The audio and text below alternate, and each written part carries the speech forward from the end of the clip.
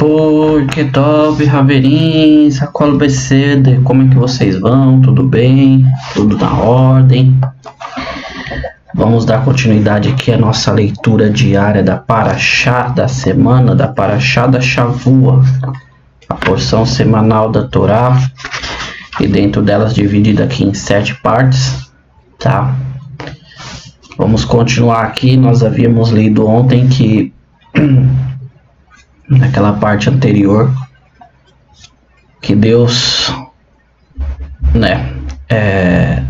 exaltou a Yosef no Egito.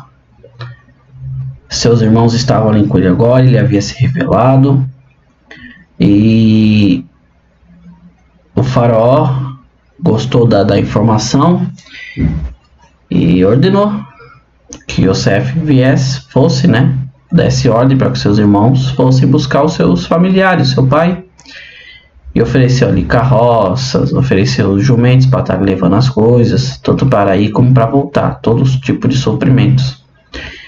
E a nossa Parashá vai dar continuidade daí, tá? Então ele havia enviado seus irmãos chegaram lá, contou que seu filho estava vivo, seu filho Yosef. A princípio Jacó não acreditou, Israel, mas aí havia um segredo que ele e Yosef tinha, e os irmãos contaram esse segredo, então ele sabia que realmente Yosef estava vivo. Dando continuidade aqui então, nossa quarta parte, no capítulo 45, o último versículo 28, nós introduzimos agora a nossa Parashá desse dia. E diz assim: Israel disse: quão grande meu filho Yosef está, vivo, devo ir vê-lo antes de morrer. Israel viajou levando todas suas posses e ele chegou a Beersheba. Ele ofereceu sacrifícios a Deus de seu pai Isaac. Deus falou a Israel numa visão à noite e disse: Jacó, Jacó. E disse: eis-me aqui. Ele disse: eu sou o onipotente Deus seu pai, não tema e descerá ao Mizraim, ao Egito, pois lá eu lhe farei uma grande nação. Eu irei ao Egito contigo e também lhe trarei de volta. Yosef colocara suas mãos sobre seus olhos.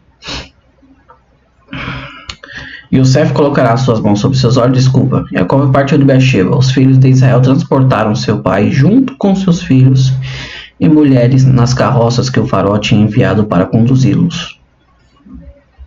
Eles levaram seus gado e todas as posses que eles tinham adquirido em Canaã. Jacó veio para o Egito com todos seus descendentes. Seus filhos, netos estavam com ele. Suas filhas, suas netas e toda a sua descendência trouxe consigo ao Egito. Uma parte aqui bem curta, tá? Ela é bem short, como diz, bem curta. E as demais também vão ser bem menores, tá bom? E vamos lá. Então nós vemos aqui no começo da nossa porção que Israel, Jacó, acabou ficando contente, jubilou de alegria por seu filho Yosef estar vivo. E que ele sabia que agora ele era importante no Mizraim, no Egito. Ele fala: devo ir vê-lo antes de vir a falecer. Então, diz que Israel, ele viajou levando todas as suas posses. Ele chegou a Beersheba. Lembra de Beersheba? O poço do Set, depois foi conhecido como o poço também do juramento, E ali ele ofereceu sacrifícios a Deus do seu pai Isaac, Rashi, ele comenta aqui: por que não fala o Deus de seu avô Abraham e de seu pai Isaac? Aqui Deus já ensina, o conceito de você dar honra primeiramente ao seu pai. Você dá honra aos seus pais. Por isso não é mencionado Abraham, porque o pai ele vem antes, do avô. Isso é um pequeno comentário aqui de Rashi. E ali ofereceu sacrifícios a Hashem, porque o que acontece? Rashi ele comenta e o Midrash também, na verdade, Midrash tirou do Midrashim, que na verdade Jacó estava relutante a descer por Egito, porque ele sabia que ele estava na terra de Canaã, que seria a terra que desde Abraão ao seu pai Isaac, Deus havia prometido aquela terra para ele e para sua descendência. Então, mesmo ele sabendo, exultante que a alegria que ele estava de que seu filho Yosef estava vivo, ele ficou relutante a descer para o Mizraim, porque nós sabemos, ouvimos falar, vamos conhecer mais ainda do Egito, que o Egito ele era uma nação idólatra, né? Embora eles tivessem grande poder, não só militar, tivesse um poder em relação a uma boa terra, eles eram irrigados ali pelo grande rio Nilo, né? Que era tido como um deus para eles. Então, Jacó estava preocupado em descer com toda a sua família para lá, por meio de uma cultura diferente. E diz aqui que Deus apareceu para ele à noite numa visão e disse num tom carinhoso: Jacó, Jacó, e chamou 2 vezes o nome de uma forma carinhosa. E ele disse, né, eis-me aqui. E Deus diz para ele: eu sou onipotente. Aqui Deus já se apresenta para ele de uma forma como o Deus que pode todas as coisas, o Deus que fez tudo. Então aqui ele já se apresenta para Jacó de uma maneira dizendo: eu posso fazer tudo, eu estarei contigo em todas as situações. Não tema em descer ao Egito, pois lá eu lhe farei uma grande nação. Agora vamos analisar aqui comigo, Averim. Pensa comigo, amigos. Deus havia falado desde Abraão para Isaac e confirmado a Jacó, que eles seriam uma grande nação, que eles iriam ser como as estrelas do céu, como o pó da terra, que eles iriam para uma terra, ali no caso a terra de Canaã, que Deus havia prometido para Abraão, e agora ele é obrigado a descer para o Mizraim. Só que Deus fala: você não conhece os meus planos, você não sabe os meus caminhos, e os meus desígnios estão muito altos acima do seu. Por isso eu sou onipotente. Na terra do Egito, eu vou fazer você prosperar. Eu vou fazer você crescer. Lá você vai crescer como nação. E nós vemos então que ali eu irei ao Egito contigo e também lhe trarei de volta. Yosef colocará suas mãos sobre os seus olhos. Aqui Hashem confirma para ele. Confirma que eu desço contigo e de lá eu te retiro. Ou seja, não tenha preocupação em estar no meio do povo idólatra, de uma nação idólatra. Não tenha medo em ficar no Egito, pois lá eu estou descendo contigo, eu estou indo contigo e de lá eu vou sair contigo. Então, não importa muitas das vezes. Às vezes você pode estar num ambiente a qual é um ambiente hostil, é um ambiente imoral, não é um lugar lícito, mas entenda de uma coisa: Deus ele desce contigo, Deus ele vai contigo. Se Deus fez uma promessa para você, como ele fez aqui no caso para Jacó, ele vai cumprir, e ele, se precisar, ele desce contigo até a necessidade que ele mesmo criou, tá? Então, El Shaddai, eu sou Deus Todo-Poderoso, eu sou onipotente.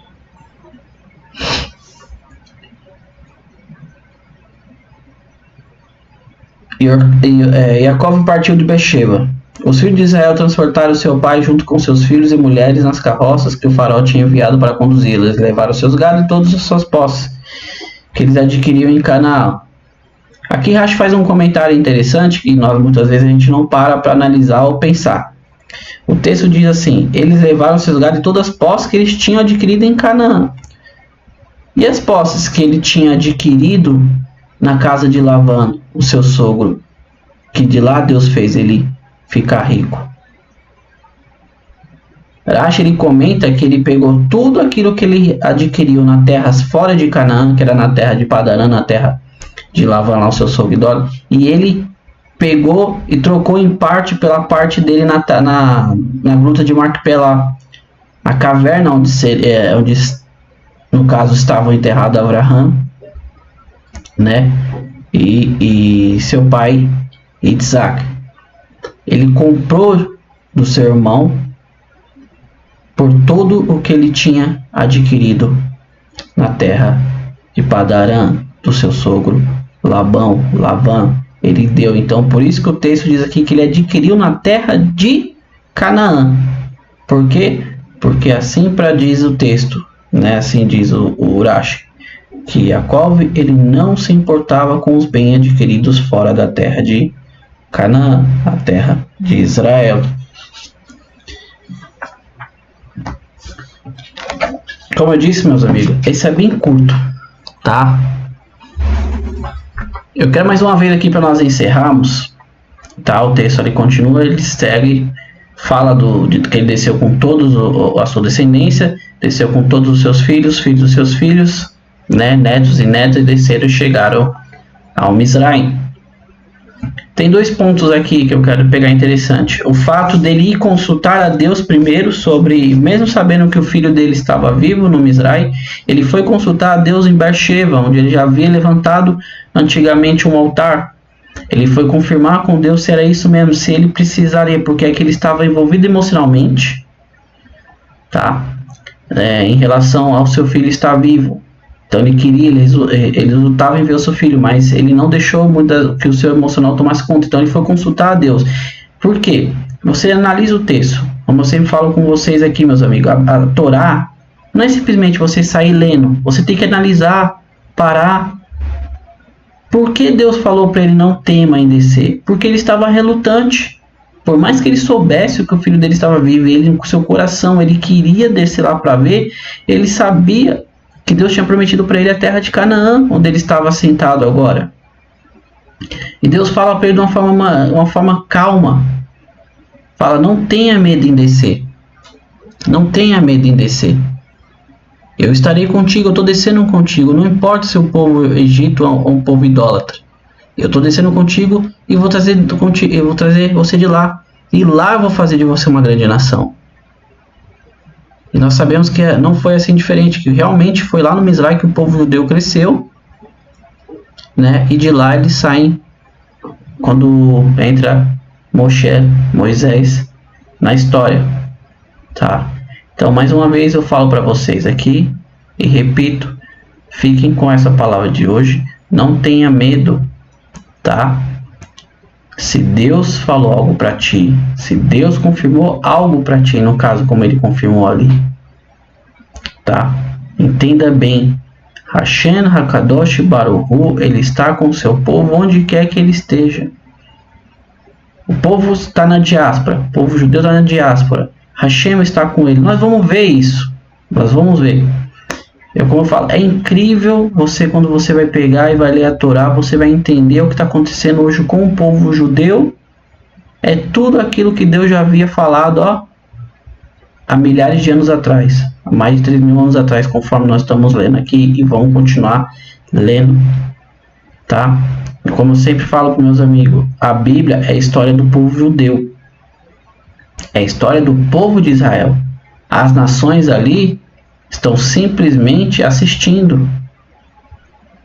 E muitas das vezes essas nações, que são as próprias nações no dia de hoje, ainda perseguem e ainda são antissemitas. Mas podem dizer, podem falar o que for, a Torá, a Bíblia, é a história do povo judeu.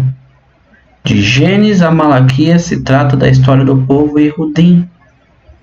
Então não tem como você querer, muitas das vezes, trazer isso para o teu contexto, porque, como eu sempre falo, a questão cultural, a questão da própria fé deles, a questão dos mandamentos, Então toda a narrativa dentro do Taná, da Bíblia, é sobre o povo judeu, tá?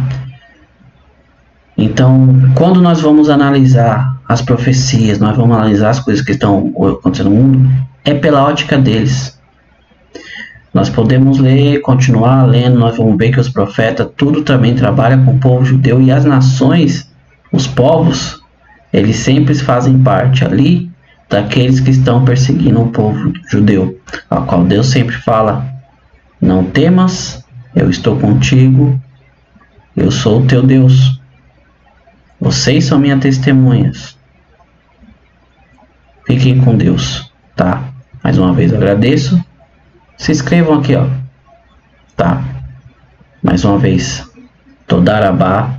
Tenha uma ótima quarta-feira. Que todas as sortes de Brahot sejam sobre as nossas vidas nesse dia de hoje, e Lehitraot. Tchau, tchau.